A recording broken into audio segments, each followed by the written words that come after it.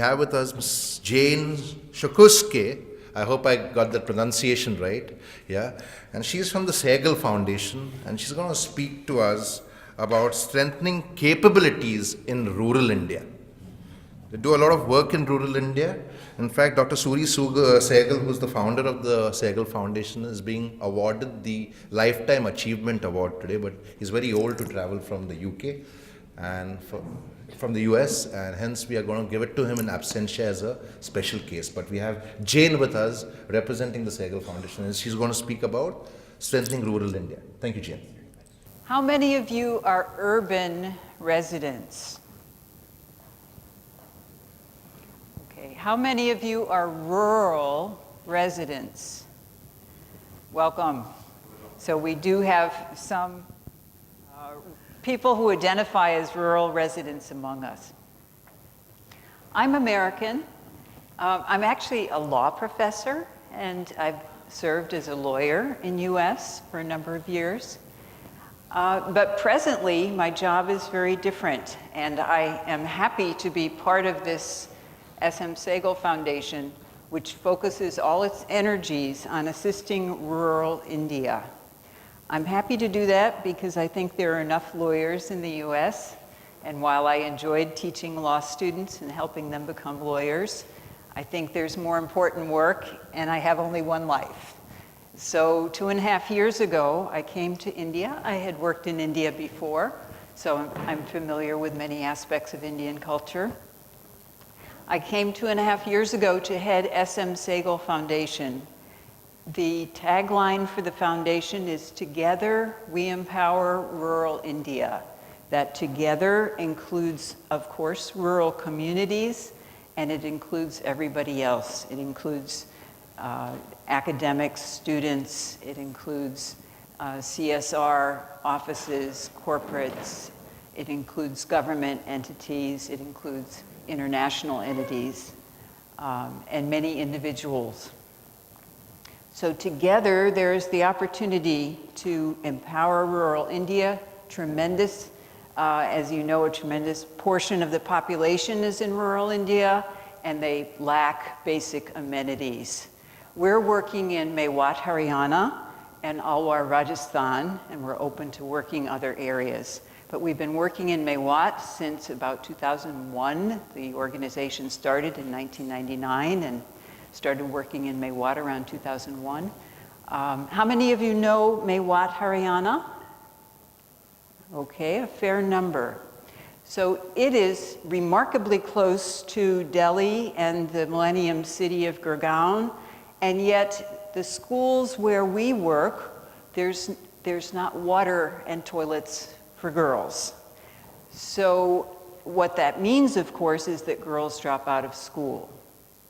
So how can it be that in urban, able India, we haven't figured out ways to extend the prosperity of much of India to provide even the basic amenities for rural India?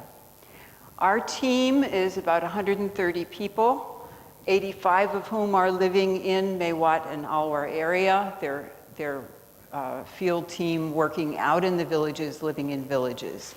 Others are engineers, social workers, political scientists, hydrologists, agronomists, people who are very knowledgeable about the aspects of water management, agricultural development, and good rural governance.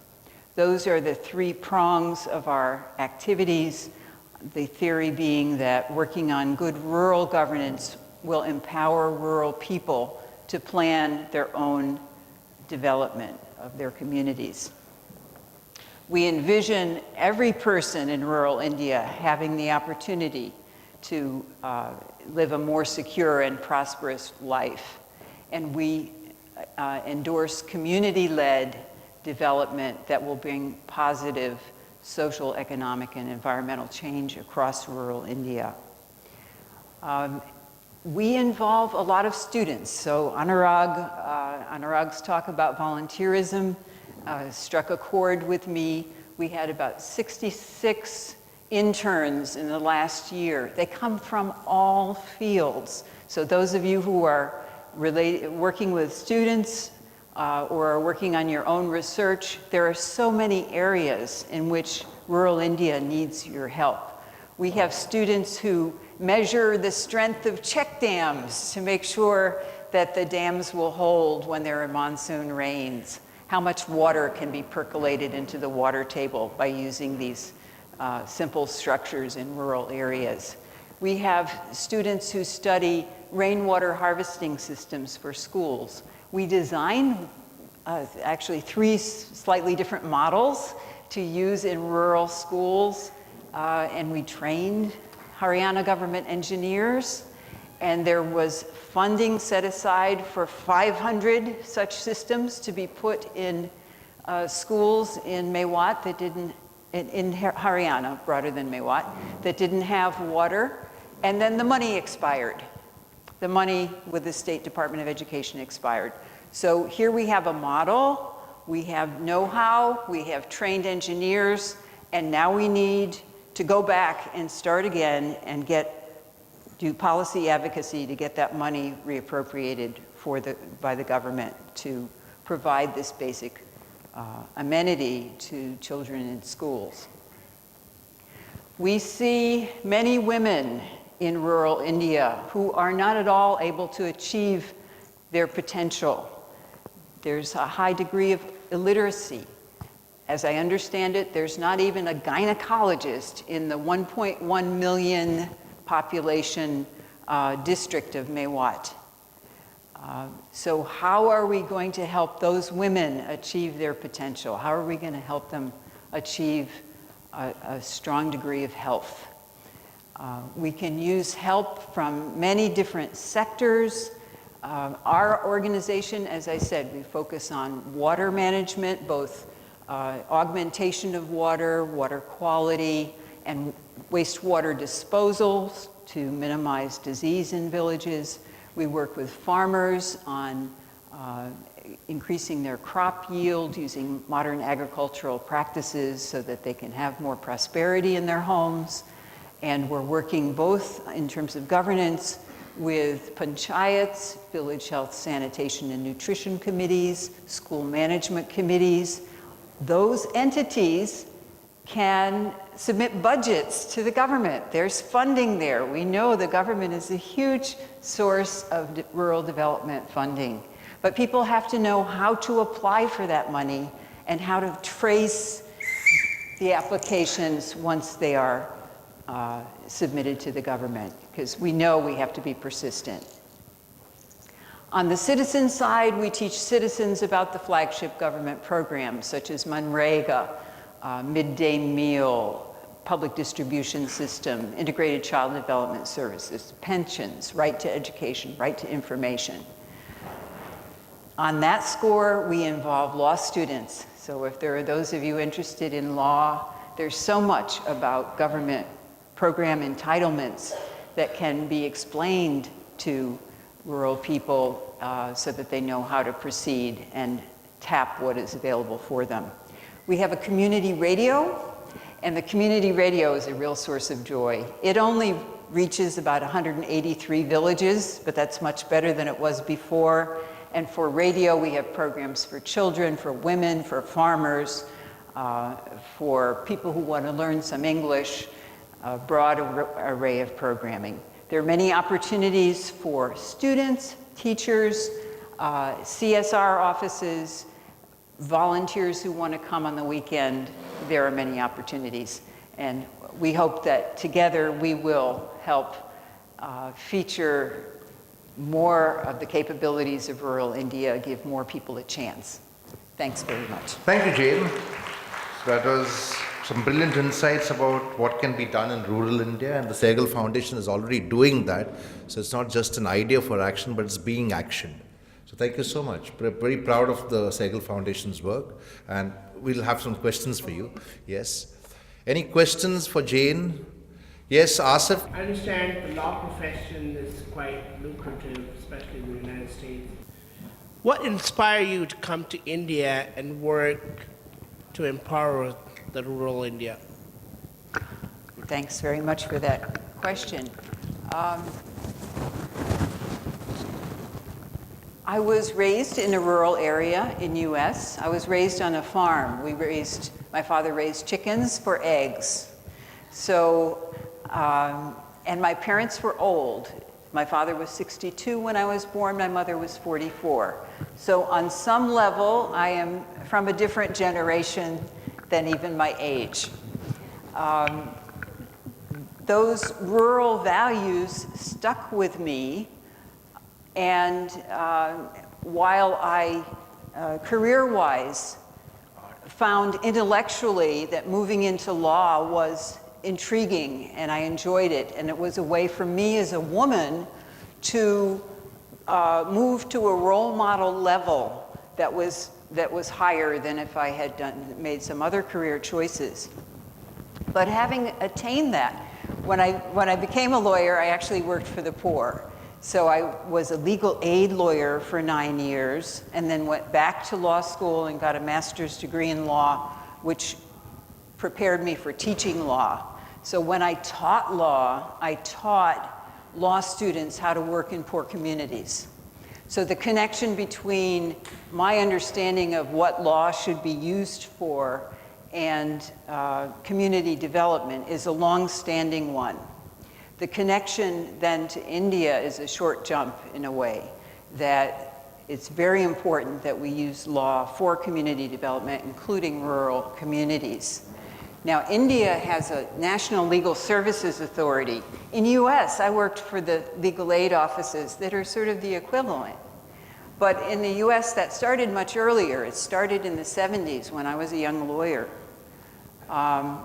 And in India, it has yet to catch on.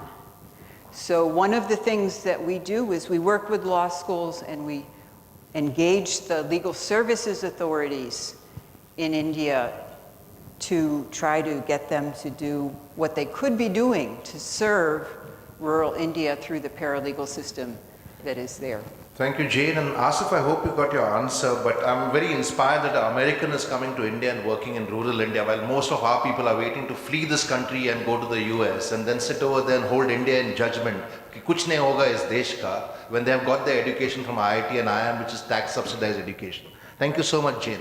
And having said that, I just wanted to reflect that one of the stories, one of our Karmaveer heroes, his name is Father George Puliktail. And he works in a small village in Kerala. He gave up the church, studied the law, and he's gone and educated the entire village about the law, about land rights, about what are the basic rights. The villagers can speak the law to you. And in a country where top Supreme Court lawyers like Ram Jethmalani will tell you that you cannot do anything with judiciary till you grease their palms, these guys have filed class action cases against big companies, powerful people in government, and won the cases without paying a single naya paisa bribe. So legal aid is possible in India also, but it's just that we don't have the will. Yes, sir. We have Sunil Robert, Indian American, who's going to ask you a question. I'm not yet Indian American, I'm still Indian, Jerry. Thanks a lot for that fantastic insight. My question to you is, as an American and now an immigrant, I found that activism comes as second nature to most Americans, or even if they're immigrants from other countries, but now Americans. I see a big gap in that activistic mindset, not necessarily just being that fire and brimstone kind of a person or just doing protests and stuff, but just to even speak up and voice out, it calls for a certain shift in the mindset. And I'm thinking that's where much progress can be made. As an American, what are your insights onto that? Right. You know, I wonder, I think having been raised in America, there's something, my father was born in Europe, my mother was born in New York, so it's not that we're longtime Americans, we're relatively recent migrants ourselves. But there's something about the confidence that comes from the American education system, I think, which encourages creative thinking, and it encourages a sense of of self-merit, that if you build yourself and have skills, that you will be able to do something with them. And so that, on some level, plus I suppose a fairly sound, even though people question it, but a fairly sound economic system. I don't own property, I don't own a house, and I don't feel bad about that. I feel that whatever I've saved, I'll be okay in my life. So how do we give people a certain sense of confidence, a sense of security that they will be okay in their lives? And then you're free. Then you're free to do with your life what you can do best, and how you can best contribute. So I think some of it is the sheer numbers in India, that there's a sense of insecurity. Everybody is scrambling to protect what they need for their families. That makes people more acquisitive than I feel. I don't feel I need beyond a certain amount that will take care of me in my life. Thank you, Sunil. That was a brilliant question, because I think that's one of the biggest things which India requires, which is that the people need to voice their dissent. And this was, we have Noam Chomsky. I consider him to be one of the biggest voices of dissent in the world. And he wrote back saying that, keep encouraging voices of dissent, because that is what is required for democracies to work. And happy to say that that's the insight that we took into creating the Rex Karmaveer Global Fellowship. How can we create those voices of conscience? Because our education dumbs us down. Our education tells us to not ask questions, unfortunately. And you're so right that it's a problem with our education system. We don't have the right education reforms. Because children are dumbed down. Ki sawal mat pucho. We make gada mazdoors, as we are called, out of them, right? So that's, one last question, so yes. Appreciating your initiative to build a better rural India. I'm Dinesh, one of the elected village panchayat representative from Tamil Nadu. So, have you done any work to mainstream youth in local governance? Since you mentioned about the governance part, so have you trained any local community ambassadors to be a part of governance or participating in Gram Sabha to build up something in village? Right, that's a really important effort. We were part of a study by the Rajiv Gandhi Center that is looking at youth in governance. And we did look at, our research wing studied a village that was headed by somebody who had a sarpanch under age 35. Okay, that was how youth was defined. It's a very important initiative, and I will take the idea back to our people who are working on governance. I don't think so far there has been a specific youth in governance initiative, but I think it's an excellent idea. It's something we should talk up on the radio station and talk about with this year we're starting a Sangathan, a collective of panchayat leaders, and our team has been working with women. I'm guessing perhaps women are coming into panchayats at a slightly younger age when they are active in their community. But thank you for the idea. I'll take it back and feature it with our team. And as a Rex fellow, I can assure you that we have a very good success model what we are doing in Tamil Nadu, and we have very good number of volunteers who got into the village panchayat system for the last 1 year, young fellows. So I can give you the model, I can offer you a better ideas to build up your community. Thank you very much. Thank you, Dinesh, and thank you, Jane. Jane, that reminds me that, one of the things that we are doing is we are creating collaborative awards with panchayats to find those panchayati heroes, because change can only be, possible from the grassroots. So happy to kind of speak to you. Meenu will speak to you more on that. Very good. Thank you so much, Jane. much. Mehul ji. Yeah, we have a small certificate which has to be given to you by a young volunteer. Sir, can I ask a question? You'll have to do it over tea, sir. Okay. We are running out of time. But feel Thanks, free to Rich. catch up with Jane. Okay. Yeah. Thank you. Thank you so much, Jane.